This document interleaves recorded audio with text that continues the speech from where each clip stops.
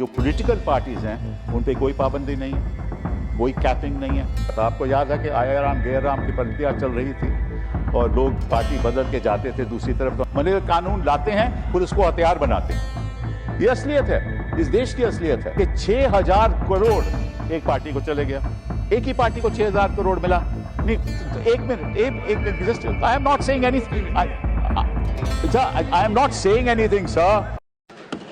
अध्यक्ष महोदय, आपके धन्यवाद करता हूं कि आपने मुझे इस चर्चा में भाग लेने का अवसर दिया।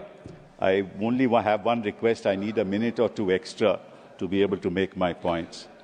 Sir, we are not here as party representatives because the subject matter doesn't relate only to any political party.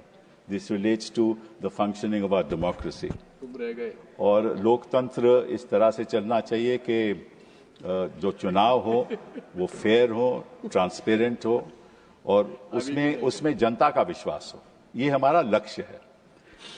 Sir, if you look back on major reforms that have taken place in this country, और मैं इतिहास में थोड़ा जाना चाहूँगा, वक्त कम है, तो पहली बात तो ये है कि आपको मालूम है कि हम हर चुनाव में ये देखते हैं कि मनी पावर का कितना रोल रहता है, पैसे का कितना रोल रहता है।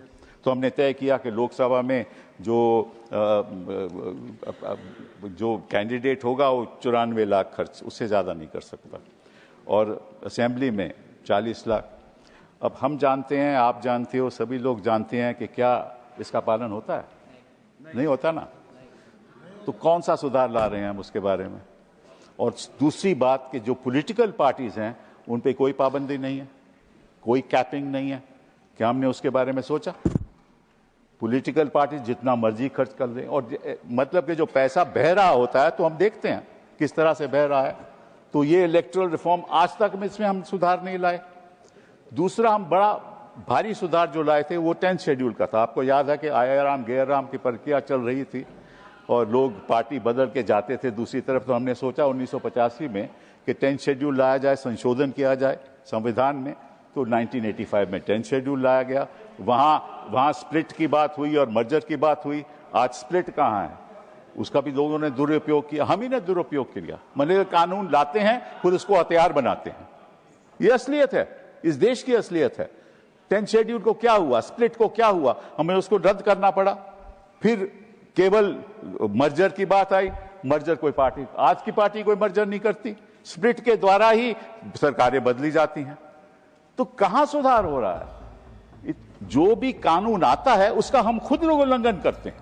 फिर आपको याद होगा 2017-18 में एक फाइनेंस बिल आया, मेरे दोस्त अरुण जेटली थी वहीं बैठे थे और उन्होंने इंट्रोड्यूस किया और उन्होंने कहा जो पुराना जो फाइनेंस बिल के जो संशोधन कर रहे थे कंपनीज एक्ट में, क्या संशोधन था?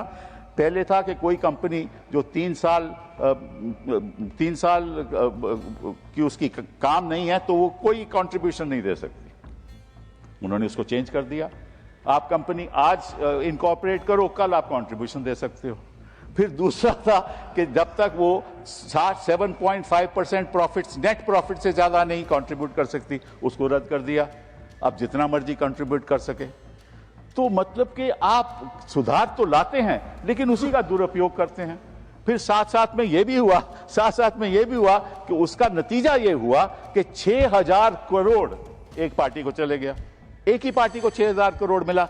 नहीं तो एक minute just I am not saying anything, I am not saying anything sir, I am just trying to, I am not see so वो क्या हुआ, उसका नतीजा क्या हुआ कि कोई भी पार्टी कितना भी पैसा दे दे, साथ में जब फंड देना पड़ता था तो रेजोल्यूशन होता था बोर्ड का कि किस पार्टी को फंड दे रहे हो, वो भी रद्द कर दिया। सो अभी किसी पार्टी को फंड दो, नाम नहीं, इलेक्टोरल बॉन्ड, वो खत्म हो गया। सुप्रीम कोर्ट ने कह दिया कि यह संवैधानिक था।